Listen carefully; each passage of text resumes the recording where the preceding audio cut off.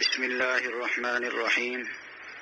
شیخ العرب والعجم عارف باللہ حضرت اقدس حضرت مولانا شاہ حکیم محمد اختر صاحب رحمۃ اللہ علیہ کے یہ اشعار ہیں جس کا عنوان ہے زندگی میری پابند سنت رہے، زندگی میری پابند سنت رہے.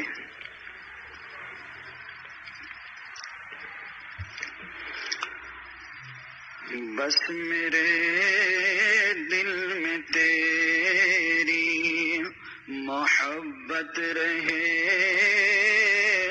زندگی میری پابند سنت رہے.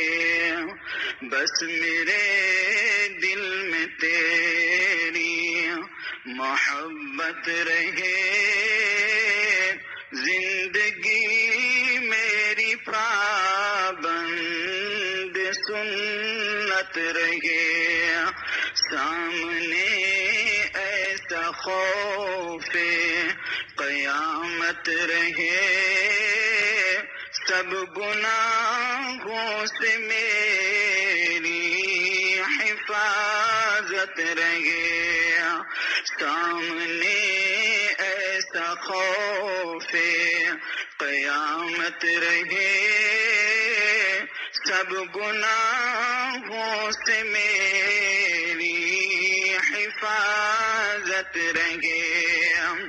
میں جہاں بھی رہوں، جس فضا میں رہوں، میں جہاں بھی رہوں، جس فضا میں رہوں، میرا تقوی ہمیشہ سلامت رہے.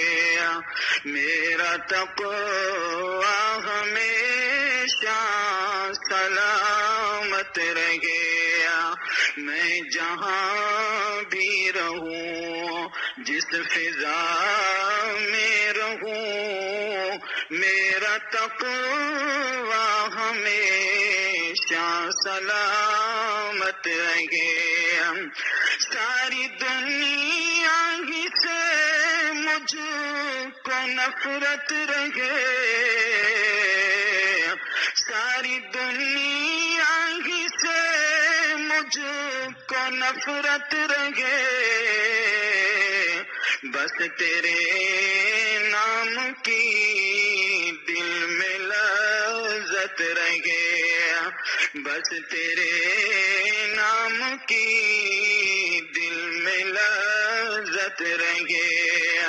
میں جہاں بھی رہوں، جس فضا میں رہوں، میں جہاں بھی رہوں، جس فضا میں رہوں، میرا تقوی ہمیشہ سلامت رہے. میرے دل میں تیرا درد الفت رہے، میرے دل میں تیرا درد الفت رہے. میری دنیا الفت سلامت رہے، میری دنیا الفت سلامت رہے. عاشقوں میں میرا نام لکھ جائے گا، عاشقوں میں میرا نام لکھ جائے گا.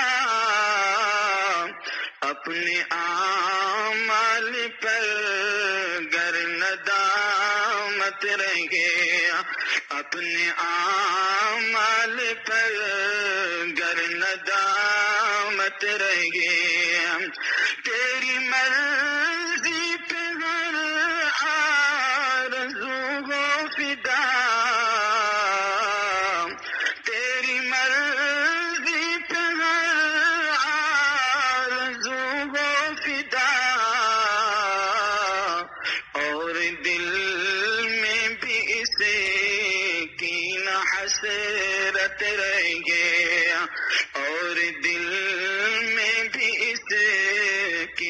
حسرت رہ گئے میر بس دل درد محبت رہے میری دنیا الفت سلامت رہ گئے میری دنیا الفت سلامت رہ گئے روز و شب قلب اختر کی ہے یہ دعا روز و شب قلب مظہر کی ہے یہ دعا میرے مولا میری استقامت رہ گیا میرے مولا میری استقامت رہ گیا بس میرے دل میں تیری محبت رہے زندگی میری پابند سنت رہے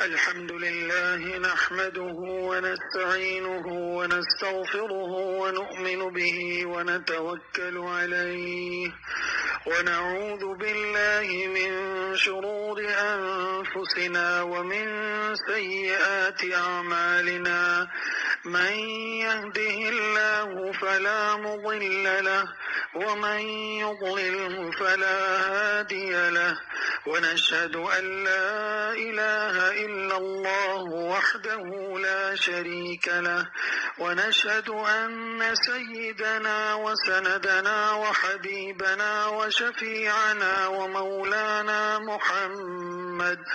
ومولانا محمدا عبده ورسوله أما بعد فأعوذ بالله من الشيطان الرجيم بسم الله الرحمن الرحيم يا أيها الذين آمنوا من يرتد منكم عن دينه فسوف يأتي الله بقوم يحبهم ويحبونه قال رسول الله صلى الله عليه وسلم اللهم إني أسألك حبك وحب من يحبك والعمل الذي يبلغني حبك أو كما قال عليه الصلاة والسلام آمنت بالله صدق الله العظيم وصدق رسول النبي الكريم ونحن على ذلك من الشاهدين والشاكرين والحمد لله رب العالمين بس میرے دل میں تیری محبت رہے بس میرے دل میں تیری محبت رہے زندگی میری پابند سنت رہے سامنے ایسا خوف قیامت رہے سب گناہوں سے میری حفاظت رہے روز و شب قلب اختر کی ہے یہ دعا میرے مولا میری استقامت رہے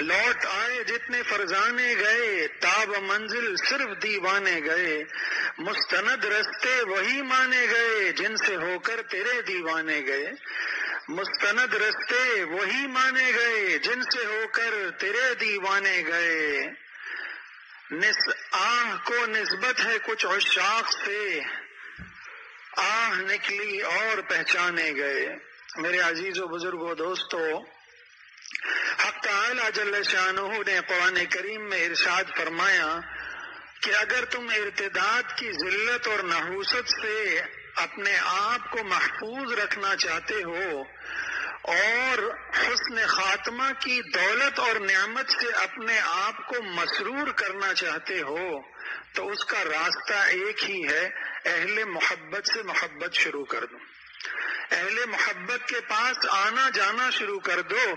یہ محبت اہل محبت سے شروع ہوگی، پھر گروہ عاشقاں کے جو سردار ہیں سرکار دو عالم صلی اللہ علیہ وسلم، ان سے ہوتے ہوئے اللہ جل شانہ تک پہنچ جائے گی۔ محبت کا آغاز اہل محبت کی محبت سے ہوگا اور اہل محبت کا اختتام محبوب حقیقی حق تعالی جل شانہ کی ذات پر جا کر ختم ہوگا۔ قاری صاحب نے ابھی جو دادا رحمت اللہ علیہ کے اشعار سنائے، یہ سارے اشعار، ان سارے اشعار کا جو مضمون اور مرکزی خیال تھا وہ یہی تھا کہ ہم اہل محبت کے پاس آنا جانا شروع کر دیں، گاہے بگاہے آئیں گے جائیں گے، اہل محبت سے ہمیں محبت ہونا شروع ہو جائے گی اور وہ محبت ہمیں اتباع پر مجبور کرے گی، کیونکہ ہم میں سے ہر مسلمان اللہ جل شانہ سے محبت کرنا چاہتا ہے۔ اس کا راستہ اللہ نے بتایا، قل ان کنتم تحبون اللہ فاتبعونی، اتباع کی برکت سے یحببکم اللہ، اللہ تمہیں محبوب بنا لے گا۔ لیکن یہ اتباع کی توفیق نصیب کہاں ہوگی؟ اتباع کی توفیق نصیب کیسے ہوگی؟ وہ اہل محبت کی برکت سے ہوگی، وہ اہل محبت کی صحبت سے ہوگی، وہ اہل محبت کی اطاعت سے ہوگی، وہ اہل محبت کے ساتھ رہنے سے ہوگی۔ یہ محبت جو قلوب میں منتقل ہوتی ہے، اس کی خاصیت مولانا روم نے فرمائی، آگ کی خاصیت ہے کہ وہ کس سے منتقل ہوتی ہے؟ خانہ بخانہ، ماچس کی تیلے کے سرے پر آگ ہوتی ہے، اس سے آپ اس کو چولہے میں منتقل کر دیتے ہیں، پھر وہاں سے کسی کاغذ کو جلا کے دوسرے چولہے میں منتقل کر دیتے ہیں۔ تو چولہا ایک خانہ ہے، آگ ایک خانے سے دوسرے خانے میں منتقل ہوتی ہے، اور اللہ کی محبت اہل محبت کے سینے سے دوسرے مومنین کے قلوب میں منتقل ہوتی ہے۔ اس کی مثال اسی منبر سے دادا رحمت اللہ علیہ دیا کرتے تھے کہ ایک تالاب میں مچھلیاں ہیں اور ایک تالاب مچھلیوں سے خالی ہے، اور تالاب میں مچھلی کا ہونا یہ تالاب کا حسن ہے، زینت ہے، کمال ہے، اور تالاب میں پانی کا ہونا اور مچھلیوں سے خالی ہونا یہ تالاب کا نقص ہے اور تالاب کا کمال نہیں۔ یہ تالاب میں کمی کی دلیل ہے، نقص کی دلیل ہے۔ اگر ہم چاہتے ہیں کہ جس تالاب میں مچھلیاں نہیں اس میں بھی مچھلیاں آ جائیں، تو اس کا طریقہ کار ایک ہی ہے کہ ایک چھوٹا سا راستہ جو نہ نظر آنے والا ہو یا نظر آنے والا ہو، نیچے سے ایک پائپ اور ایک ٹنل بنا دی جائے دونوں تالابوں کے درمیان، کچھ عرصے میں کہ جس تالاب کے اندر مچھلیاں ہیں اس میں سے مچھلیاں، جس تالاب میں مچھلیاں نہیں اس تالاب میں بھی مچھلیاں منتقل ہو جائیں گی۔ ہو سکتا ہے کہ یہ نظر نہ آئے، چونکہ آپ کو وہ پائپ نظر نہیں آ رہا جو زمین کے نیچے دفنایا گیا ہے۔ تو جب ہم اہل اللہ کی صحبت میں آئیں گے جائیں گے، اللہ والوں کے پاس آنا جانا رہے گا، ہمیں ان سے محبت ہو جائے گی، تو اللہ ارتداد کی ذلت اور نحوست سے محفوظ فرما دیں گے اور حسن خاتمہ کی نعمت سے، حسن خاتمہ کی دولت سے مسرور فرما دیں گے۔ اور جس کو حسن خاتمہ کی دولت مل گئی اس کو کائنات کی سب سے بڑی کامیابی فلاح دارین حاصل ہو گئی۔ یہ راستہ دیوانوں کا ہے، تاب منزل لوٹ آئے جتنے فرزانے گئے، تاب منزل صرف دیوانے گئے، لوٹ آئے جتنے فرزانے گئے، تاب منزل صرف دیوانے گئے۔ آہ کو نسبت ہے کچھ عشاق سے، آہ نکلی اور پہچانے گئے۔ تو ہم بھی اگر اپنے آپ کو ارتداد سے محفوظ کرنا چاہتے ہیں اور ہم حسن خاتمہ کی دولت حاصل کر کے جنت کے حقدار اپنے آپ کو، اپنے جسم کو، اپنی روح کو بنانا چاہتے ہیں، تو راستہ یہی ہے کہ ہم کسی اہل دل کے پاس اور اہل محبت میں سے کسی اہل محبت کے پاس آنا جانا شروع کر دیں۔ رفتہ رفتہ اس کے صحبت کی برکت سے اس کے اعمال، اس کی کیفیات، اس کی رفتار، اس کی گفتار، اس کا کردار سب آپ کے اندر منتقل ہو جائے گا۔ جتنا تعلق مضبوط ہوگا اتنی کیفیات اور اتنی صفات اس کی منتقل ہو جائیں گی۔ ہمارا مشاہدہ ہے دنیا کے اندر کہ جس کو جس سے محبت ہوتی ہے، جو جس فرد کو اپنا محبوب بناتا ہے، گاہے بگاہے اس کے کردار میں اپنے آپ کو ڈھال لیتا ہے، اس کی رفتار کے انداز سے چلتا ہے، اس کا ظاہر بھی اس کے ظاہر کی طرح اپنا ظاہر بناتا ہے، اس کے باطن کی طرح اپنا باطن بناتا ہے۔ آج دیکھیے دنیا میں جن لوگوں کو جن سے محبت ہوتی ہے، چاہے وہ مشہور ہوں، چاہے وہ دنیاوی اعتبار سے گناہوں والی زندگی میں ہو اور گناہ جو ہے متعدی زندگی کے اندر ہو، اداکار ہو، گلوکار ہو، جب کسی کو ان سے محبت ہوتی ہے تو پہلی علامت آپ دیکھتے ہیں کہ جو گانا وہ گایا کرتا ہے وہ گانا اس کی زبان پہ آ جاتا ہے، پھر محبت اور بڑھتی ہے۔ آپ دیکھتے ہیں کہ جیسے اس گلوکار اور اداکار کے سر کے اوپر بال ہیں، اس کے سر پر بھی بال وہی آ جاتے ہیں۔ یہ جاتا ہے موبائل کے اندر، تصویر اس کی نکالتا ہے اور نائی سے کہتا ہے کہ یہ میرا محبوب ہے، جیسا اس کا سر ہے میرا ویسا سر بنا دو۔ اس کے بعد اس کا چہرہ پورا اس کے چہرے میں تبدیل ہو جاتا ہے۔ اس کے بعد یہ جاتا ہے مارکیٹ، تو مارکیٹ کے اندر اس کی نگاہ اس اپنے محبوب کے لباس کو تلاش کرتی ہے۔ یہ 10 دکان 20 دکان پھرنے کے بعد اس لباس کو تلاش کرتا ہے جو لباس اس نے پہنا ہوتا ہے، اور اس لباس کو یہ پہنتا ہے۔ پھر اس کی عادات اور حرکات، جس طرح وہ تھرکتا ہے، جس طرح وہ پاؤں ہلاتا ہے، وہ ساری صفات اور عادات کو اپنے اندر منتقل کر لیتا ہے۔ پھر یہ اس کا ثانی کہلاتا ہے۔ جب گزرتا ہے تو لوگ کہتے ہیں یہ فلاں اداکار کا ثانی ہے، بالکل اس کی طرح معلوم ہوتا ہے۔ اسی طرح جب کوئی شخص کسی اللہ والے کے پاس جاتا ہے، اللہ کی محبت اس کے دل میں آتی ہے، سب سے پہلے اس کے سر کے اوپر اپنے شیخ کی، اس اللہ والے کی ٹوپی کی طرح ٹوپی آتی ہے، پھر اس کی داڑھی کی طرح اس کی داڑھی ہو جاتی ہے، پھر چند دن گزرتے ہیں اس کے لباس کی طرح اس کا لباس ہو جاتا ہے۔ جتنی شلوار اس کی ٹخنے سے اونچی ہوتی ہے، یہ بھی اپنی شلوار اتنی ہی ٹخنے سے اونچی کر لیتا ہے۔ پھر اس کے زبان پر جو اللہ کی محبت کے نعرے ہوتے ہیں، اللہ کی فریاد ہوتی ہے، اس کے دل کی کیفیات ہوتی ہیں، آہ و فغاں ہوتی ہے، وہ سب کی سب اس کے اندر دھیرے دھیرے دھیرے دھیرے منتقل ہو جاتی ہیں۔ پھر جب چند دن کے بعد لوگ اس کو دیکھتے ہیں تو یہ کہتے ہیں کہ فلاں شیخ کا مرید معلوم ہوتا ہے، سر کے بال سے لے کر، سر کی ٹوپی سے لے کر پاؤں کے جو ہے ناخن تک سب اس کی طرح معلوم ہوتا ہے، اس اللہ والے کی طرح۔ یعنی یہ اس کے رنگ میں رنگ جاتا ہے، وہ اللہ والا اس کو اپنے رنگ میں رنگ دیتا ہے، اور وہ کیفیت احسانیہ جو قلب میں ہوتی ہیں وہ اس کے اندر منتقل ہو جاتی ہیں۔ کیفیت احسانیہ تو نظر نہیں آتی، لیکن اس کی جھلک اور اس کی چمک اس کے چہرے سے ضرور نظر آ جاتی ہے۔ اور اگر ہم کسی اللہ والے کے پاس جا رہے ہیں اخلاص کے ساتھ، شرط صرف ایک ہے، اخلاص کے ساتھ۔ دادا رحمۃ اللہ علیہ فرمایا کرتے تھے کہ اس خانقاہ کی برکت یہ یہاں جو جس نیت سے آئے گا اس کو مل جائے گا، جو دنیا کی نیت سے آئے گا دنیا مل جائے گی، جو شفا بیماری سے صحت کی نیت سے آئے گا صحت مل جائے گی، اور جو اللہ کو پانے کے لیے آئے گا، جنت کو پانے کے لیے آئے گا، اللہ کے دیدار کا مشتاق ہو کر آئے گا، اس کو یہ ساری نعمتیں بھی مل جائیں گی۔ اگر نہیں مل رہی تو سمجھ لیں کنیکشن کمزور ہے، کہیں نہ کہیں کمزوری ہے، اخلاص میں کمی ہے۔ جیسے جب دو تاروں کو ملایا جائے بجلی پہنچانے کے لیے اور اس کا کنیکشن لوز ہو تو اس صورت میں کیا ہے، پہلے پاور ہاؤس جا کے چیک کرتے ہیں کہ وہاں سے لائٹ موجود ہے یا نہیں ہے، تو ہمارے تار میں کچھ خلل ہے، شاید شیطان نے، نفس و شیطان نے اس کو کہیں سے کاٹ دیا ہے، یا نفس و شیطان نے اس تار کو کہیں سے لوز کر دیا ہے کہ وہ بجلی جو پاور ہاؤس سے، مدینہ منورہ سے، روضہ مبارک سے چلی اور ہمارے دل تک پہنچی، وہ تجلی جو ہمارے دل تک پہنچی ہمارے شیخ کے واسطے سے، اس کو نفس و شیطان نے کہیں سے کاٹ دیا ہے یا کہیں سے تار کو ڈھیلا کر دیا ہے، جس سے بجلی آ نہیں رہی، آ رہی ہے تو کبھی تار ڈھیلا ہوتا ہے تو آپ دیکھتے ہیں لائٹ جلتی ہے، پھر بجھتی ہے، پھر جلتی ہے، پھر بجھتی ہے۔ یہ کیفیت ہے ہماری۔ اگر کیفیت ہے تو اپنے قلب کا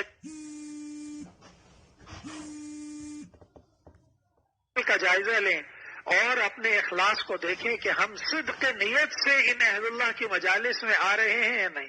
اگر آ رہے ہیں تو ضرور بھی ضرور ایک دن ایسا آئے گا کہ آپ ہو بہو اس کے جیسے ہو جائیں گے. خالقہم لتکونوا مثلہم کی عملی تعبیر ہو جائیں گے. عملی تعبیر کے لیے آنا جانا شرط ہے. کچھ عرصے کے لیے مستقل رہنا، 40 دن مستقل رہنا، اس کے بعد آنے جانے کی برکت سے اللہ پاک وہ تعلق مع اللہ کی دولت، وہ نسبت مع اللہ کی دولت اور وہ نسبت قویہ جو اس کو حاصل ہے وہ آپ کو بھی عطا فرما دیں گے. آنا جانا کیوں ہے؟ کیونکہ اللہ نے انسان کے اوپر بہت سی چیزیں فرض کی ہیں.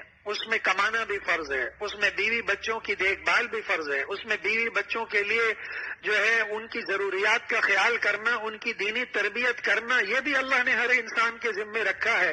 تو آنا جانا لگا رہے گا.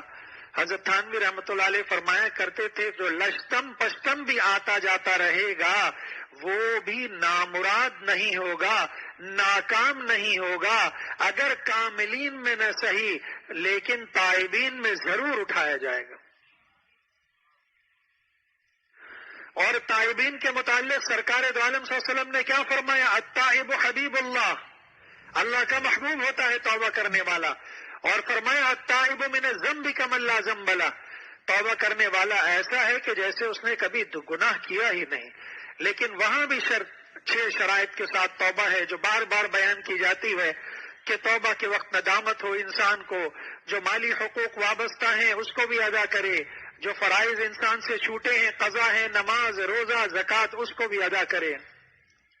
اور آئندہ کے لیے دل کے اندر عزم مصمم ہو کہ میں نے اپنے مالک کو، اپنے خالق کو، اپنے محسن اعظم کو، اپنے مشفق کو، اپنے پیدا کرنے والے کو، اپنے شفا دینے والے کو، اپنے رزق دینے والے کو، اپنی نعمتیں دینے والے کو، اپنی مسرتیں دینے والے کو، اپنی خوشیاں دینے والے کو میں نے ناراض کر دیا.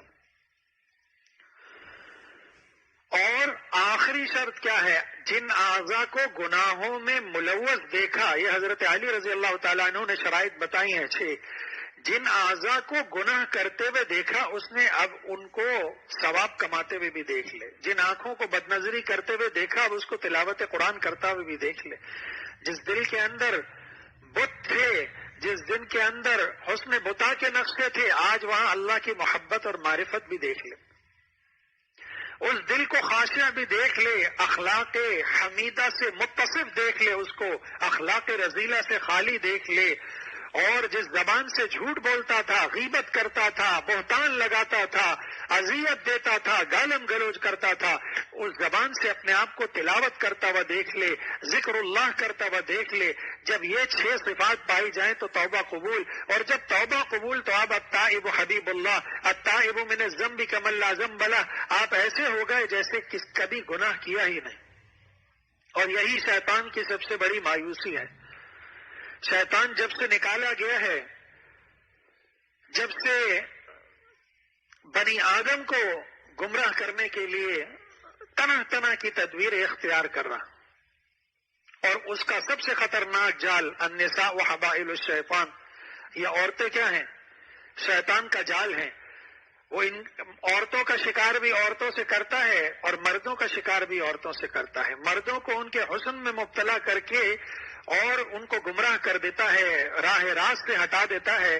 اور عورتوں کو حسد میں مبتلا کر، فلانی کے پاس یہ زیور ہے، فلانی کے پاس ایسا ایسا لباس ہے، ناشکری کے الفاظ شروع. شوہر گھر میں داخل ہوا، لڑائی کا آغاز ہو گیا. فلانی کے پاس یہ نعمتیں تم مجھے لا کے نہیں دے سکے، فلانی کے پاس یہ. کبھی نہیں سوچتی کہ میں جس مکان میں رہ رہی ہوں یہ کتنی بڑی نعمت ہے. کتنے لوگ ہیں جن کے پاس سر چھپانے کے لیے چھت نہیں، جن کے پاس تن کو ڈھانکنے کے لیے کپڑا نہیں، جن کے پاس پیٹ کو صحیح سے بھرنے کے لیے غذا نہیں، اور جن کے پاس بیماری سے بچنے کے لیے دوا نہیں.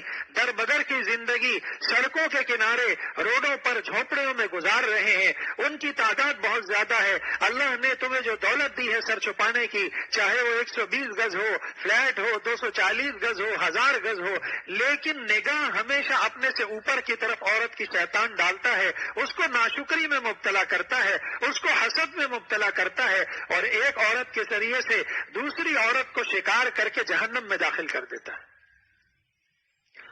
عورتوں کا شکار کے ذریعے دوسری عورت سے، اور مردوں کا شکار حسن کے جال میں پھنسا کر تمہاری بیوی کم خوبصورت ہے اور فلاں کی بیوی زیادہ خوبصورت ہے، فلانی عورت زیادہ خوبصورت ہے، اور دنیا کا ضابطہ آج عشق مجازی کی وہ وبا پھیلی ہوئی ہے، بد نظری کی وہ وبا دنیا میں پھیلی ہوئی ہے کہ اس سے بڑا کوئی عذاب نہیں ہے۔ روز مرہ کے آپ کے تجربات میں ہوگا کہ دوسری عورت دیکھی، پسند آ گئی، اس کے قصیدے لکھے، غزلیں لکھی، تعریفوں کے پل باندھ دیے، اور کچھ عرصے کے بعد اس عورت کو کسی نہ کسی بہانے سے، کسی ناجائز طریقے سے، کسی حرام طریقے سے حاصل کر لیا۔ وہ کسی کی بیوی تھی تو طلاق دلوا کر حاصل کر لی، وہ نہیں تھی تو ویسے حاصل کر لیا، اور 2 سال کے بعد کہا کہ تو بھی چڑیل ہے جیسے پہلی چڑیل تھی، اب تیسری کی تلاش میں، تیسری سے چوتھی، چوتھی سے 5ویں۔ آج اب اگر ہم اپنے معاشرے میں دیکھیں، اپنے معاشرے کا جائزہ لیں، تعصب کی عینک اتار کر قرآن اور حدیث کی روشنی میں، تو جگہ جگہ ہمیں یہ مناظر نظر آئیں گے کہ انسان کی ذلت اور پستی میں گرا ہوا ہے۔ لوگ آج اسی عورت کی وجہ سے اپنا ایمان تبدیل کر رہے ہیں، اپنا دین چھوڑ رہے ہیں۔ آج کیا لالچ دی جاتی ہے اہل کفر کی طرف سے، باطل فرقوں کی طرف سے، کہ اگر ہمارا مذہب قبول کرو گے تو ہم آپ کو لڑکی بھی دیں گے شادی کے لیے، اور باہر کا ویزا بھی دیں گے، اور کاروبار بھی کروائیں گے۔ کیا ہمارے علم میں نہیں کہ آج اس ملک سے لوگ روزانہ کی بنیاد پر سینکڑوں کی تعداد میں مرتد ہو کر اور اپنے دین سے پھر کر اور دوزخ کو خرید کر اور جنت سے محروم ہو کر ایک عورت اور ایک ویزا اور ایک تجارت کے چکر میں ملکوں سفر کر رہے ہیں۔ آج اس ملک میں سب سے آسان طریقہ کار باہر جانے کا کیا ہے؟ کسی باطل مذہب کے عقیدے کو قبول کر لیں اور جا کر کہیں میری جان کو خطرہ ہے، تو فوراً آپ کا ویزا بھی لگے گا، آپ کو باہر بھیجا جائے گا، اور آپ کی حفاظت بھی کی جائے گی، اور آپ کی شادی بھی کرا دی جائے گی۔ لیکن کیا باہر جا کر ان میں سے کسی کو چین آیا؟ جا کے پوچھ لیجئے۔ ساری زندگی ایک عذاب میں تھی، عذاب میں گزری۔ اہل ارتداد کے لیے اللہ جل شانہ نے 3 صفات بیان فرمائی، اور اہل محبت کی 2 علامات بیان فرمائی کہ اہل محبت کے پاس جب جاؤ گے تو تمہیں کیسے معلوم ہوگا کہ تم اہل محبت بن گئے ہو؟ تمہارے اندر وہ دل میں جو اس کی محبت تھی وہ آ گئی ہے۔ فرمایا کہ جب تمہارے اندر تواضع پیدا ہو جائے تو سمجھنے لگنا کہ محبت کے آثار تمہارے دل میں نمودار ہو رہے ہیں، اور محبت کا سورج تمہارے دل میں طلوع ہونے لگا ہے، تمہارے اندر تواضع پیدا ہونے لگے۔ دادا رحمۃ اللہ علیہ نے لکھا ہے حضرت مولانا شاہ وصی اللہ صاحب رحمۃ اللہ علیہ کے حوالے سے کہ ان الملوک اذا دخلوا قریۃ، کہ جب بادشاہ فتح کر کے کسی بستی کے اندر داخل ہوتے ہیں تو سب سے پہلے اس بستی کے معزز سرکش لوگوں کو گرفتار کرتے ہیں۔ سب سے پہلے کیا کرتے ہیں؟ آج جب کوئی فوج کسی ملک کی دوسرے ملک کو فتح کر کے اس میں داخل ہوتی ہے تو سب سے پہلے اس کے معزز لوگوں کو گرفتار کرتی ہے، اس کے برسر اقتدار لوگوں کو گرفتار کرتی ہے، اس کے فوجی افسران کو گرفتار کرتی ہے، اس کے بڑے بڑے سیاسی لوگوں کو گرفتار کرتی ہے، اس کے سول سروسز کے بڑے بڑے لوگوں کو گرفتار کرتی ہے۔ اہم سرکاری عہدوں پر جتنے لوگ تعینات ہوتے ہیں سب سے پہلے ان کو گرفتار کر کے اور رعایا اور اس ملک کے رہنے والوں کے اوپر ایک رعب طاری کر دیتی ہے کہ ہم نے اب سب کو گرفتار کر کے ذلیل اور رسوا کر دیا، آج سے یہاں ہماری حکومت ہوگی۔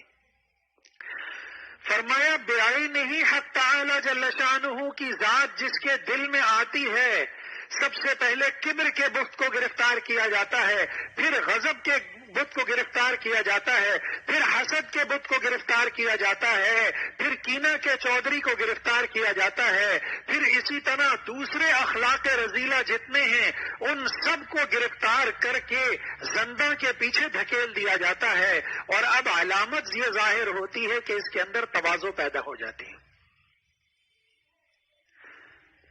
علامت کیا پیدا ہوتی ہے؟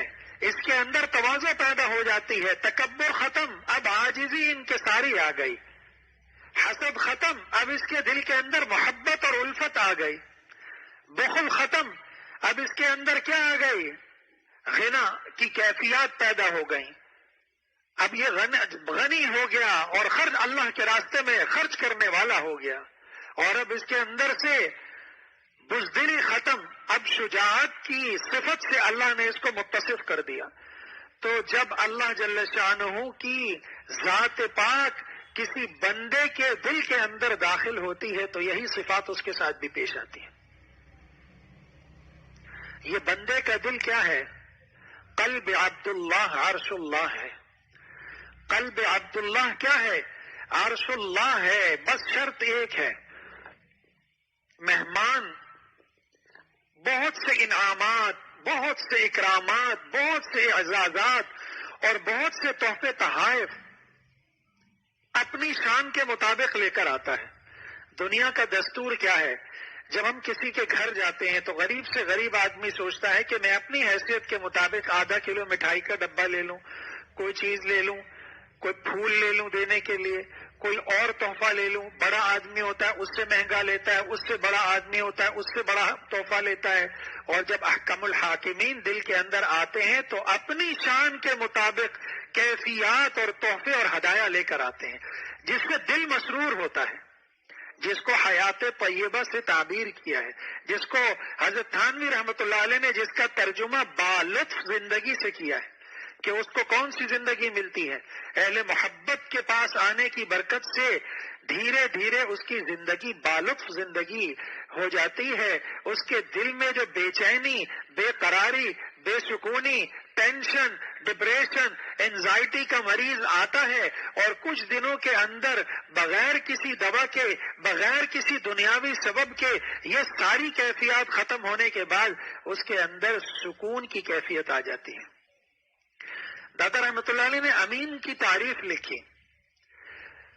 امین وہ شخص ہے، کہتے ہیں آپ امانت دار ہیں یا نہیں؟ فلانا شخص امانت دار شرعی اعتبار سے کیا ہے اس کو سمجھ لیجئے۔ امین وہ ہے کہ جو اپنے تمام اعضاء کو اپنی پیدا کرنے والے کی مرضی کے مطابق استعمال کرے، پہلی صفت۔ اور ان تمام اعضاء سے جتنی قوتیں حاصل ہو رہی ہیں ان تمام قوتوں کو بھی اپنے مالک اور اپنے خالق کی مرضی کے مطابق استعمال کرے۔ نہ اس کا ہاتھ کسی نامحرم کو چھوئے، نہ اس کی ناک کسی نامحرم کی جو ہے خوشبو سونگے، اور نہ اس کی آنکھ کسی نامحرم کو دیکھے۔ اس کے اعضائے بدن کے اندر جتنی قوتیں حق تعالی جل شانہ کی غذا کھانے کی وجہ سے آئی ہیں، حق تعالی جل شانہ کی پیدا کردہ غذا کھانے کی وجہ سے آئی ہیں، وہ سب اپنے خالق اور مالک کی مرضی کے مطابق استعمال کرے۔ یہ ساری چیزیں اللہ جل شانہ نے ہمارے لیے پیدا کی۔ یہ لباس اللہ جل شانہ نے اتارا ہے۔ اللہ نے فرمایا یا بنی آدم قد انزلنا علیکم لباسا یواری سوآتکم وریشا ولباس التقوی ذلک خیر۔ اے بنی آدم، یہ لباس میں نے تمہارے لیے آسمان سے اتارا ہے۔ یہ لباس کے لیے 3 صفات ہونی چاہیے۔ پہلی چیز ستر کو چھپا دے، یہ تمہارے ستر کو چھپائے گا ناف سے گھٹنے تک۔ دوسرا تمہارے لیے زینت ہو، صرف شلوار نہیں پہننی، کرتا بھی پہننا ہے، کرتے کے اوپر ٹوپی بھی لگانی ہے، پاؤں میں موزے بھی پہننے ہیں، کندھے پہ رومال بھی رکھنا ہے، اور واسکٹ بھی پہننی ہے، اور زیب و زینت کی جتنی چیزیں بذریعہ لباس جسم پر حاصل کی جاتی ہیں، وریشا، یہ سب کی سب اللہ جل شانہ نے آسمان سے اتاری ہے۔ اللہ کہہ رہا ہے یہ لباس تمہارا بنایا ہوا نہیں، یہ لباس میں نے آسمان سے اترا۔ ایک پانی کے قطرے کے اندر میں نے وہ طاقت رکھی، اس طاقت کو میں نے نازل کیا، وہ آیا زمین کے اندر جذب ہوا، وہاں سے کپاس نکلی، اس کپاس سے تم نے اپنے طرح طرح کے لباس بنائے۔ یہ لباس میں نے آسمان سے حقیقتاً نازل کیا، تم نے نہیں بنایا زمین۔ ہم غور و فکر نہیں کرتے، ہم تدبر نہیں کرتے، ہم سوچتے نہیں۔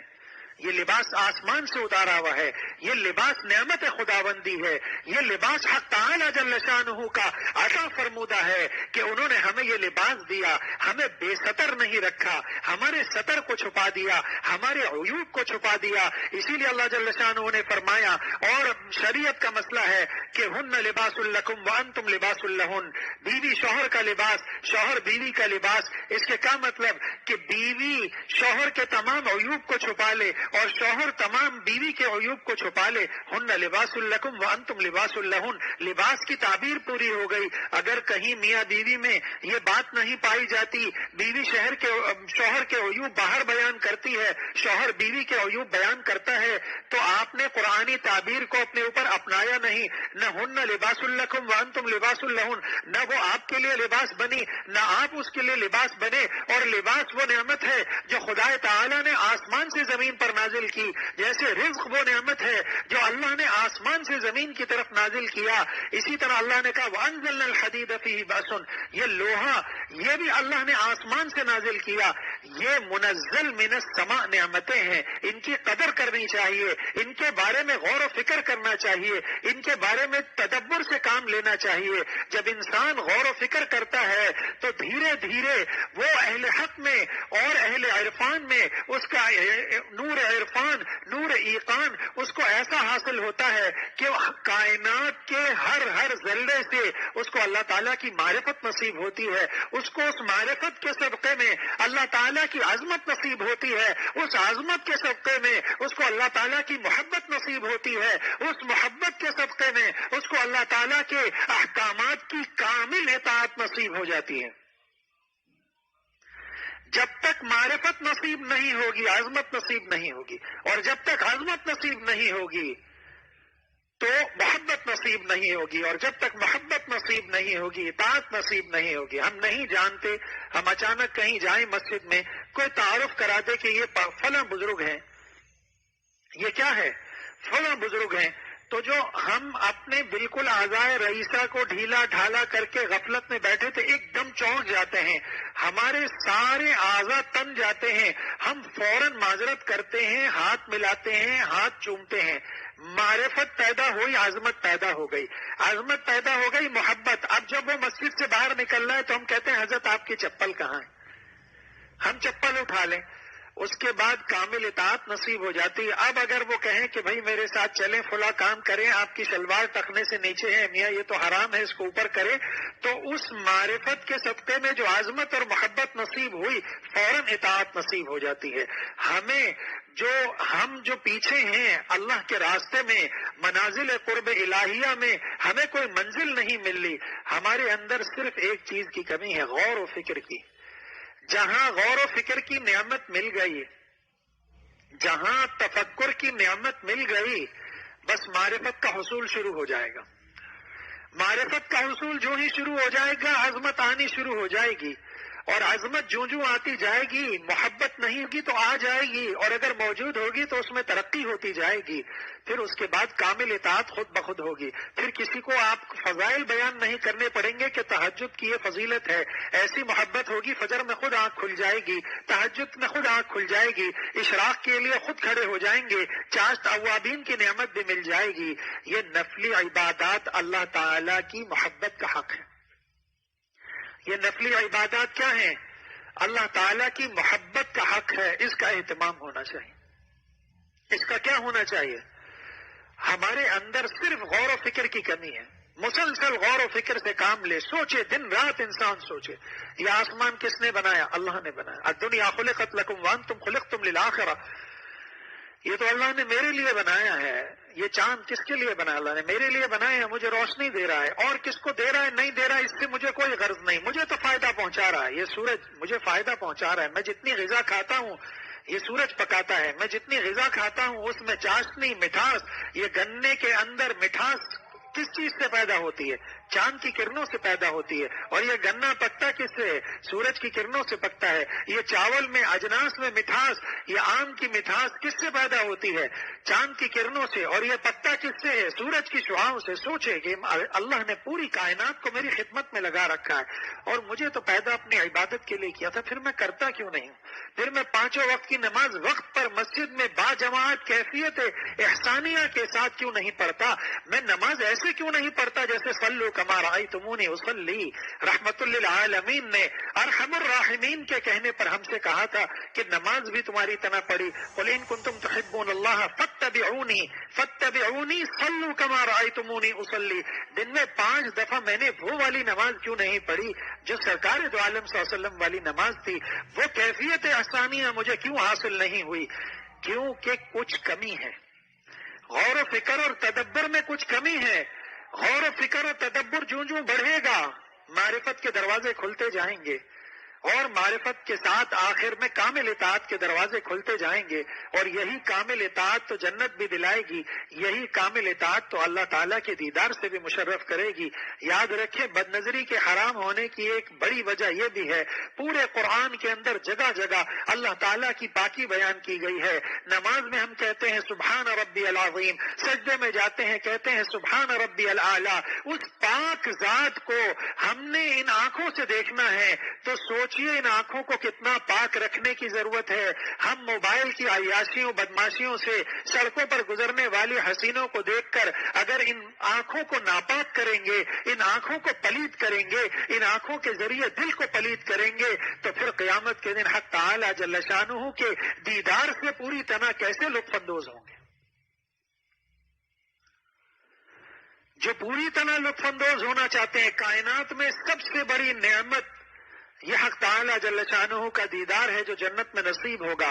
حلاوت ایمانی کے ذریعے اللہ جل شانہ کی ذات جب دل میں آئے گی تو سارے مزے آ جائیں گے۔ وہ شاہ دو جہاں جس دل میں آئے ہے، وہ شاہ دو جہاں جس دل میں آئے ہے، مزے دونوں جہاں سے بڑھ کے پائے ہے۔ اس کو حیات طیبہ مل گئی، لیکن ایک نعمت نہیں ملے گی، وہ اللہ جل شانہ کا دیدار ہے، وہ ہمارے مالک کا دیدار ہے، ہمارے خالق کا دیدار ہے، ہمارے پیدا کرنے والے کا دیدار ہے، ہمیں رزق دینے والے، شفا دینے والے، عزت دینے والے، نعمتیں دینے والے، دونوں جہان کی نعمتیں دینے والے کا دیدار ہے۔ یہاں آنکھیں، دادا رحمت اللہ علیہ فرمایا کرتے تھے، یہاں آنکھیں بنائی جا رہی ہیں۔ جب آنکھیں بنائی جاتی ہیں تو اس پہ سبز رنگ کا ڈھکن، پردہ، کپڑا رکھ کر اس کو بند کر دیا جاتا ہے۔ جب آنکھوں سے موتیا ختم ہو جاتا ہے، بینائی پوری طرح آ جاتی ہے، پھر جب ڈاکٹر اس کا پردہ ہٹاتا ہے تو پھر جب وہ دیکھتا ہے تو دور تک جو چیزیں اس سے کائنات میں مخفی تھی وہ ساری چیزیں نظر آ جاتی ہیں۔ اسی طرح اس دنیا کے اندر ہر مومن کی، ہر مسلمان کی نگاہ کو اللہ جل شانہ اپنے دیدار کے لیے بنا رہے ہیں کہ کسی بری جگہ نظر مت ڈالنا، کسی بے حیائی کے کام کو مت دیکھنا، کسی عریانی فحاشی کو مت دیکھنا، کسی نامحرم کو مت دیکھنا، کسی کو حقارت کی نگاہ سے مت دیکھنا۔ یہ آنکھوں کو بناتے رہو، بناتے رہو، بناتے رہو، یہاں تک کہ موت کا وقت آ جائے اور وہ چمکدار فرشتے زمین پر آئیں، اور چمکدار فرشتے زمین پر آنے کے بعد تمہیں تمہارا جنت میں محل دکھائیں، اور پھر اسرائیل تشریف لائیں اور کہیں کہ یا ایتھا النفس المطمئنہ ارجعی الی ربک راضیۃ مرضیہ فادخلی فی عبادی وادخلی جنتی کا پروانہ تمہیں آتا ہو، اور جنت سے تمہاری روح کے لیے ایک بہت شاندار، خوشبودار اور قیمتی کپڑا لایا جائے، اس میں تمہاری روح کو رکھا جائے، لپیٹا جائے۔ جب وہ فرشتے لے کر چلیں آسمان کی طرف تو جو راستے میں فرشتوں کی جماعت آئے وہ نام لے کر اور کنیت اور لقب پکار کر پوچھے کہ یہ کس پاک شخص کی روح لے کر جا رہے ہو کہ معطر ہو گیا ہے پورا جہاں، تو فرشتے نام لے کر کہیں کہ یہ فلاں شخص ہے جو فلاں عبادت کے اندر مشہور تھا، ساتوں آسمان پار کر کے اس کی روح وہاں جائے، اللہ جل شانہ کے سامنے کھولی جائے، اللہ جل شانہ اپنے دیدار کا، اللہ جل شانہ اپنی رضامندی کا پروانہ عطا فرمائیں، پھر اس کی روح کو اس کی قبر میں لوٹایا جائے، پھر منکر نکیر آئیں، پھر سوال و جواب ہو، من رب کا، ما دینوں کا، من نبیوں کا، یہ جواب دے اللہ ربی اور اپنے دین کے بارے میں بتائے، پھر حجابات ہٹا دیے جائیں، پوچھا جائے یہ آدمی کون ہے، کہے کہ یہ ہمارے سرکار دو عالم صلی اللہ علیہ وسلم ہیں، ساری زندگی جن کی سنتوں پر ہم نے عمل کیا، جن کے اوپر میں درود شریف پڑھتا تھا، جن کی میں نے اتباع کی اللہ کی رضا کے لیے، جن کے دیدار کے لیے میں تڑپتا رہا، جنہوں نے احادیث مبارکہ میں آتا ہے کہ احبائی کا لفظ استعمال کیا کہ میرے دوست وہ ہوں گے جو میرے بعد آئیں گے۔ صحابہ نے پوچھا تھا ہم آپ کے دوست نہیں، آپ نے فرمایا تم میرے صحابی ہو، میرے دوست وہ ہیں جو میرے بعد آئیں گے اور مجھ سے ملاقات کے مشتاق ہوں گے، اگر ایک دیدار بھی ان کو میرا نصیب ہو تو وہ اپنی کل کائنات اس کے لیے قربان کرنے کو تیار ہو جائیں گے کہ کل کائنات لے لو، ایک بار محبوب دو جہاں کا دیدار کرا دو۔ اللہ تعالیٰ اگر ارتداد سے بچائیں گے تو دل میں تواضع پیدا ہو جائے گی، عاجزی، انکساری. جب اللہ جل شانہ آئیں گے یہ سارے اخلاق رذیلہ کے بتوں کو گرفتار کر کے زندہ میں ڈلوا دیں گے اور دل کے اندر اخلاق حمیدہ پیدا ہو جائیں گے، صفات حمیدہ پیدا ہو جائے گی. تو یہ پہلی صفت ہے کہ جو اہل محبت کی علامات میں سے پہلی اہم علامت ہے کہ دل کے اندر کیا ہو جائے گی؟ تواضع پیدا ہو جائے گی. اور دوسری علامت دادا رحمت اللہ علیہ نے لکھا کہ اس کو اللہ تعالیٰ کے راستوں کے کانٹے بھی محبوب ہو جائیں گے، اللہ تعالیٰ کے راستے کا غم اس کو محبوب ہو جائے گا. رب السجن احب الیہ، کیا فرمایا تھا حضرت یوسف علیہ السلام نے؟ یہ زندان مجھے محبوب ہے ان پھول کے بستروں سے. یہ اللہ کے راستے کا غم تھا. فرمایا ایسے ہزاروں پھول قربان کر دے گا اللہ کے راستے کے کانٹے کی. تیرے غم کی جو مجھ کو دولت ملے، تیرے غم کی جو مجھ کو دولت ملے، غمے دو جہاں سے فراغت ملے. یہ ایک غم اپنے ساتھ لے لے، دونوں جہان کے غم اللہ لے لے گا، دونوں جہان کے غم اللہ لے لے گا. پھر حیات طیبہ ملے گی، ایسی بالطف زندگی ملے گی کہ جو آپ کے ساتھ بیٹھے گا اس کی ٹینشن، ڈپریشن، انزائٹی بھی ختم ہو جائے گی، اس کے تفکرات بھی ختم ہو جائیں گے، وہ بھی دل میں لطف پانے لگے گا، اس کو بھی نیند کی دوا کھانے کی ضرورت نہیں پڑے گی. جب آپ کے پاس آئے گا، خانقاہ میں بیٹھے گا، آپ کے ساتھ جماعت میں چلے گا، آپ کے پاس ویسے بیٹھنے کے لیے آئے گا، اس کا دل بھی اطمینان والا ہو جائے گا، اس کا دل بھی سکون والا ہو جائے گا. دادا رحمت اللہ علیہ اس کی مثال دیا کرتے تھے کثرت کے ساتھ کہ ایک آدمی اس نے خوب محنت کی، مال و دولت کمایا، ایک اچھی گاڑی خریدی، خریدنے کے بعد سیٹ پر بیٹھا چلانے کے لیے اور دوست کو فون کیا کہ تم بھی آ جاؤ، میں فلاں جگہ جا رہا ہوں، فلانے پارک میں جا رہا ہوں، تم بھی آ جاؤ، تمہیں بھی ساتھ لے جاؤں گا. تو پوچھتے تھے بتاؤ محنت کس نے کی؟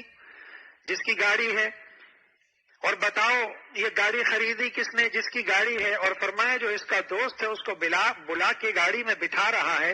تو کہتے تھے بتاؤ کمائی کس کی؟ کار خریدنے والے کی. اس نے اے سی چلایا، اس اے سی کی ٹھنڈک صرف اس کی ذات کو پہنچے گی یا گاڑی میں بیٹھے ہوئے 1، 2 یا 3 افراد جتنے موجود ہیں سب کو پہنچے گی؟ سب کو برابر پہنچے گی. تو فرمایا کرتے تھے کہ اللہ والے خود تو بالطف زندگی گزارتے ہیں، خود تو لطف والی زندگی گزارتے ہیں، خود تو حیات طیبہ گزارتے ہیں. جو ان کے ساتھ اٹھتے بیٹھتے ہیں وہ بھی کسی نہ کسی درجے میں ان سے کیا ہوتے ہیں؟ محظوظ ہوتے ہیں، ان سے مسرور ہوتے ہیں. کیوں؟ جب یہ پارک سے واپس آئے گا تو گاڑی دوست کے پاس نہیں چھوڑے گا بلکہ اپنے گھر لے جائے گا. کہے گا آپ پارک سے واپس آ گئے، اے دوست اب آپ اپنے گھر اور میں اپنے گھر. تو گاڑی کہاں کھڑی کرے گا؟ اپنے گھر میں لے جا کے. اب آپ اس سے کیا ہو گئے؟ محروم ہو گئے. لیکن اگر اس کو دیکھ کے دل کے اندر جذبہ پیدا ہو گیا کہ میں نے بھی ایسی گاڑی خریدنی ہے، دنیا میں محنت کرنی ہے. آج دنیا میں کہا جاتا ہے آپ خواب نہیں دیکھیں گے تو تعبیر کیسے ملے؟ آپ اپنا ٹارگٹ نہیں متعین کریں گے تو اچیو کیسے کریں گے؟ آج جتنے کنسلٹنٹ ہیں ہمارے بزنس کے وہ کیا کرتے ہیں؟ وہ آپ کو ایک خواب دکھاتے ہیں کہ آپ کی یہ دکان ہے، آپ کی دکان کی سیل تو روز 3 لاکھ ہونی چاہیے. تو وہ حساب کرتا ہے 3 لاکھ سے زیادہ کروا دیں، سال کے 12 کروڑ ہونے چاہیے. آپ اپنا ایک ٹارگٹ بناتے ہیں، اس کو پھر اچیو کرتے ہیں. اس کے لیے آپ کتنے اسباب اختیار کرتے ہیں، اس کے لیے اچھے سیلز مین تلاش کرتے ہیں، اس کے لیے اچھا سامان رکھتے ہیں، اس کے لیے مارکیٹنگ ٹیم پوری رکھتے ہیں، اس کے لیے دنیا کے جتنے حربے ہیں، دنیا کی جتنی تدبیریں ہیں ساری کی ساری اختیار کرتے ہیں یا نہیں؟ جس کی فیکٹری ہے وہ اپنی ٹارگٹ سیل کو اچیو کرنے کے لیے کون سی تدبیر چھوڑتا ہے؟ کوئی تدبیر نہیں چھوڑتا، ساری اختیار کرتا ہے.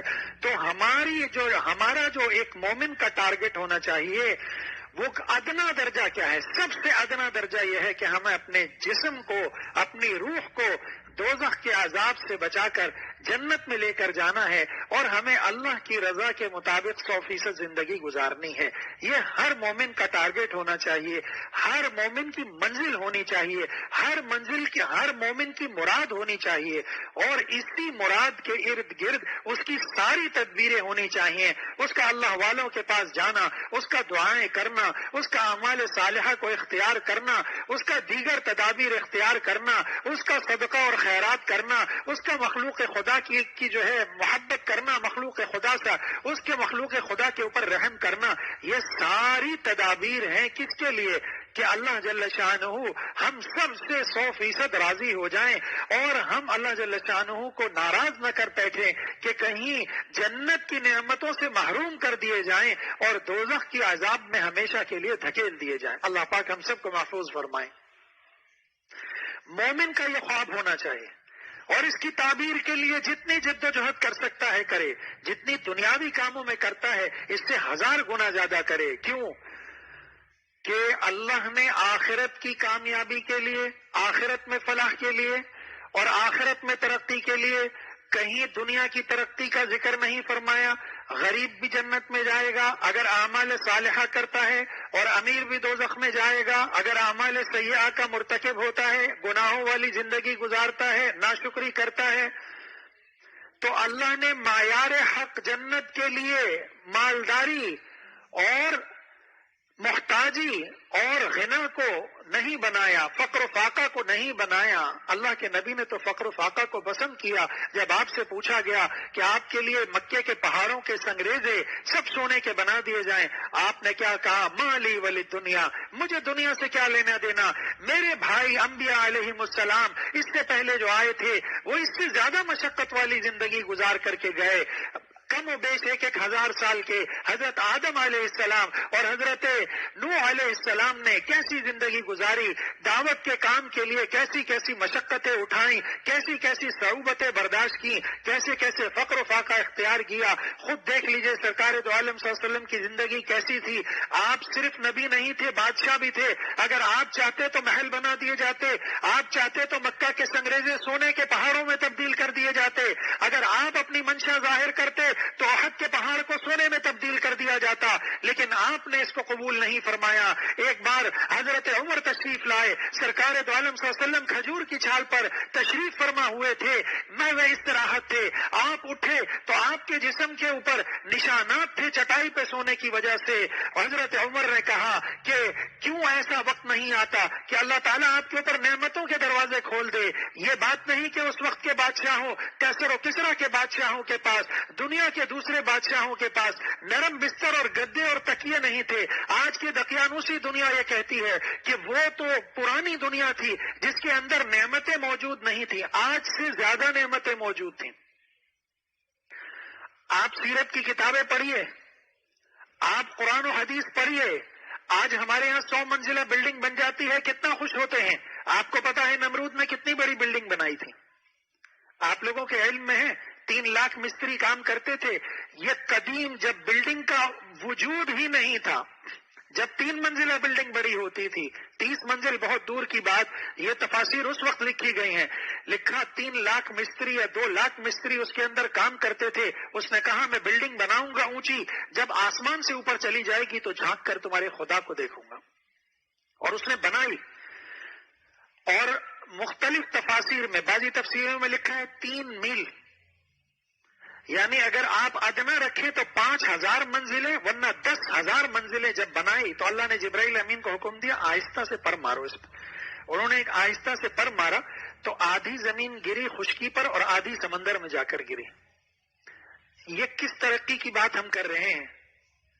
بہت پرانی قوم عاد اور سمود نے جو ترقی کی تھی وہ آج ہم نے نہیں کی، آج ہمارے صرف دعوے ہی دعوے ہیں۔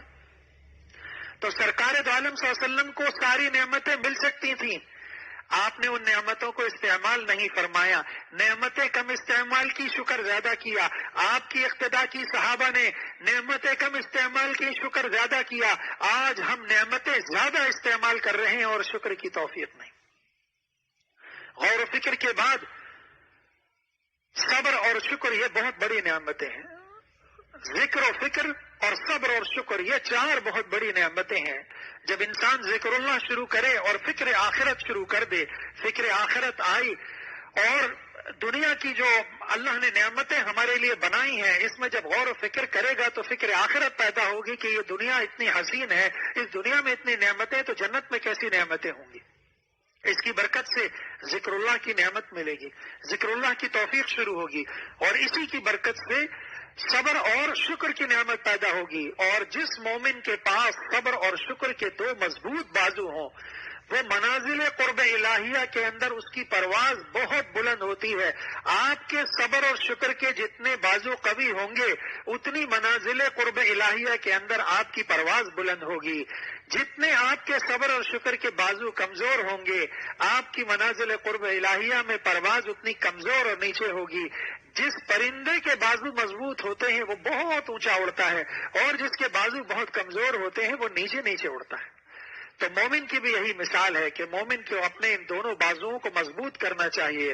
تو اللہ جل شانہ نے مرتدین کے مقابلے میں اہل محبت کا ذکر فرما کر یہ اعلان کر دیا کہ جو مجھ سے محبت کرنے والے ہوں گے، میرے محبت کرنے والوں سے محبت کرنے والے ہوں گے، ان اعمال سے محبت کرنے والے ہوں گے کہ جن سے میری محبت پیدا ہوتی ہے، تو میں ان کو ارتداد سے محفوظ کر دوں گا اور میں ان کو حسن خاتمہ کی دولت سے کیا کر دوں گا؟ حسن خاتمہ کی دولت سے اور نعمت سے مسرور کر دوں گا. اور حسن خاتمہ کی دولت ہی سب سے بڑی دولت ہے، کیونکہ اس کا مدار، جنت میں جانے کا مدار، اللہ کی 100% رضا پانے کا مدار صرف اس کے اندر ہے کہ انسان حسن خاتمہ کی دولت سے مشرف ہو. آج چونکہ ارتداد کا دور ہے تو ہم سب کو اہل محبت کی صحبت کثرت سے اختیار کرنی چاہیے.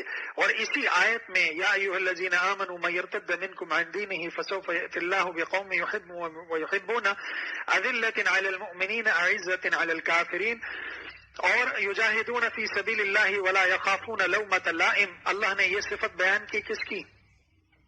اہل محبت کی.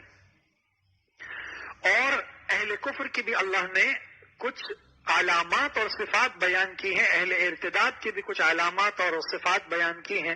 وقت ختم ہو گیا، انشاءاللہ پھر کسی دن اس مضمون کو مکمل کریں گے. اللہ تعالیٰ تعالی صاحب کو مکمل صحت عطا فرمائے.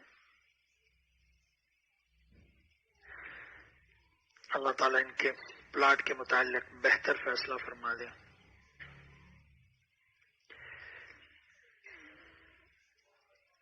اللہ تعالیٰ اس پرچہ لکھنے والے کی خالہ جو آئی سی یو میں داخل ہیں، اللہ تعالیٰ ان کو مکمل شفا عطا فرمائے.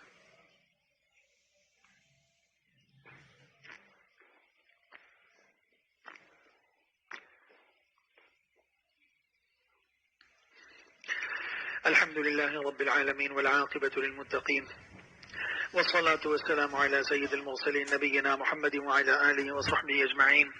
اللهم ربنا آتنا في الدنيا حسنة وفي الآخرة حسنة وقنا عذاب النار وأدخلنا الجنة مع الأبرار يا عزيز يا غفار.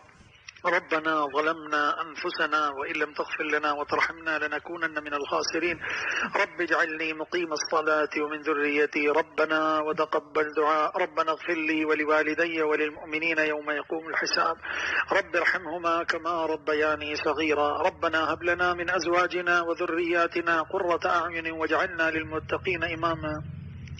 رب اشرح لي صدري ويسر لي أمري واحلل عقدة من لساني يفقه قولي. رب يسر ولا تعسر وتمم بالخير وبك نستعين يا فتاح. رب زدني علما أني مسني الضر وأنت أرحم الراحمين. رب زدني علما أني مسني الضر وأنت أرحم الراحمين. رب زدني علما أني مسني الضر وأنت أرحم الراحمين. یا اللہ، بالغ ہونے سے لے کے آج تک ہمارے جتنے صغیرہ کبیرہ ظاہری باطنی گناہ ہیں، یا اللہ سب کو تو محض اپنے فضل و کرم سے معاف فرما دے. یا اللہ اگر ہمارے حقوق کسی کے اوپر ہوں یا ہم پر کسی کے حقوق ہوں، یا اللہ ہمیں ان حقوق سے آگاہ فرما دیجئے تاکہ ہم ان حقوق کو دنیا میں ادا کر دیں. یا اللہ اگر ہمارے ذمے کچھ نماز قضا ہوں، روزے قضا ہوں، یا ہم میں سے کسی کے ذمے دیگر چیزیں جو ہے قضا ہوں جن کا ادا کرنا ضروری ہو، یا اللہ ہم سب کو ان کے ادا کرنے کی توفیق عطا فرما دیجئے. یا اللہ ہمت دے دیجئے، طاقت دے دیجئے. جن کی نمازیں قضائیں ہیں وہ اپنی نمازوں کو ادا کرنا شروع کر دیں، جن کے روزے قضا ہیں وہ اپنے روزوں کو ادا کرنا شروع کر دیں. یا اللہ ہمیں دل سے ندامت ہے، آپ ہمارے خالق ہیں، ہمارے مالک ہیں، ہمارے محسن ہیں، ہمارے مشفق ہیں. ہم آپ سے آپ کی ذات کا سوال کرتے ہیں، ہم آپ سے آپ کی ذات کا سوال کرتے ہیں. ہم اپنے گناہوں پر شرمندہ اور پشیمان ہیں. یا اللہ ہمیں معاف فرما دیجئے. الہی تجھ سے کوئی کچھ مانگتا ہے. الہی میں تجھ سے طلبگار تیرا، جو تو میرا تو سب میرا، فلک میرا زمین میری، جو ایک تو نہیں میرا تو کوئی شے نہیں میری. یا اللہ ہمارے تمام اعضاء کو اپنی طاعت کے مطابق استعمال کرنے کی توفیق عطا فرما دیجئے۔ یا اللہ ہم سب کے قلوب کو طہارت نصیب فرما دیجئے، قالب کو گناہوں سے حفاظت نصیب فرما دیجئے۔ یا اللہ ہم سب کے قلوب کو عقائد باطلہ سے اور اخلاق رذیلہ سے طہارت نصیب فرما دیجئے، اور قالب کو گناہوں سے، جسم کو گناہوں سے حفاظت نصیب فرما دیجئے۔ یا اللہ ہم سب کو اخلاص کی، تقوی کی دولت عطا فرما دیجئے، توکل کی دولت عطا فرما دیجئے، رضا بالقضاء کی دولت عطا فرما دیجئے، رضا بالقضاء کی دولت عطا فرما دیجئے۔ یا اللہ رضا بالقضاء کی دولت عطا فرما دیجئے۔ یا اللہ ہم سب کو اولیاء صدیقین کی کامل انتہا تک پہنچا دیجئے۔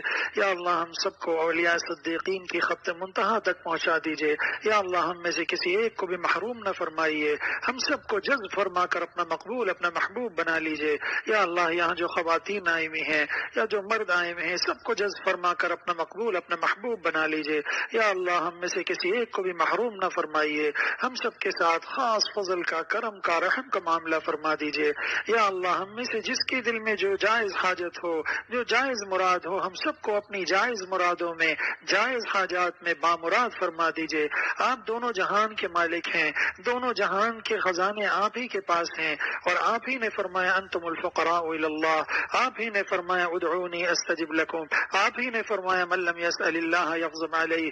یا اللہ ہم آپ سے سوال کرتے ہیں تاکہ آپ ناراض نہ ہو۔ یا اللہ ہم آپ سے مانتے ہیں کہ آپ ہمیں عطا فرمائیں گے۔ یا اللہ ہمیں دونوں جہان کے خزانوں کی نعمتیں عطا فرما دے، دونوں جہان کے خزانوں کی ہم پر بارش فرما دے، اس دنیا کے خزانے بھی عطا فرما دے تاکہ ہمیں دنیا میں کوئی حسرت نہ رہے، ہم سب کو بالطف اور حیات طیبہ، بالطف زندگی دے دے، ہم سب کو حیات طیبہ عطا فرما دے، اور ہم سب کو آخرت کی تمام نعمتیں بھی عطا فرما دے، اور یہاں سے لے کے اور جنت میں پہلا قدم رکھنے تک جتنے مراحل ہیں سب کو ہم سب کے لیے، ہمارے اعزاء اقارب کے لیے، ہمارے دوست احباب کے لیے، ہمارے وہ عزیز و اقارب جو دنیا سے جا چکے ہیں، اور قیامت تک آنے والی ہماری ضروریات، اور دنیا کے پہلے مسلمان سے لے کر قیامت تک آنے والے آخری مسلمان، سب کے لیے آسان فرما دیجئے، سب کے ساتھ کرم کا، فضل کا، رحم کا معاملہ فرما دیجئے۔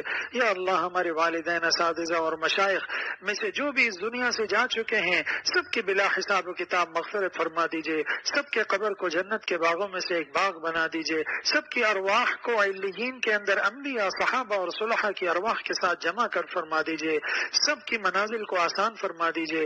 یا اللہ دادا رحمت اللہ علیہ کی قبر کو نور سے بھر دیجئے، یا اللہ ان کی قبر کو نور سے بھر دیجئے، یہ سب ان کا صدقہ ہے، یہ سب ان کی محنتوں کے ثمرات ہیں جو آج ہم یہاں جمع ہو رہے ہیں، یہ سب ان کے لیے صدقہ جاریہ ہے۔ یا اللہ ان کی قبر کو نور سے بھر دیجئے۔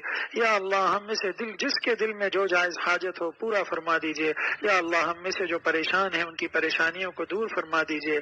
یا اللہ ہم میں سے جو پریشان ہیں ان کی پریشانیوں کو دور فرما دیجئے۔ یا اللہ ہم میں سے جو مقروض ہیں ان کے قرض کی ادائیگی کا غیب سے بندوبست فرما دیجئے۔ یا اللہ ہم میں سے جو بے روزگار ہیں ان کو برکت والی، پاکیزہ روزی عطا فرما دیجئے، عافیت والی روزی عطا فرما دیجئے۔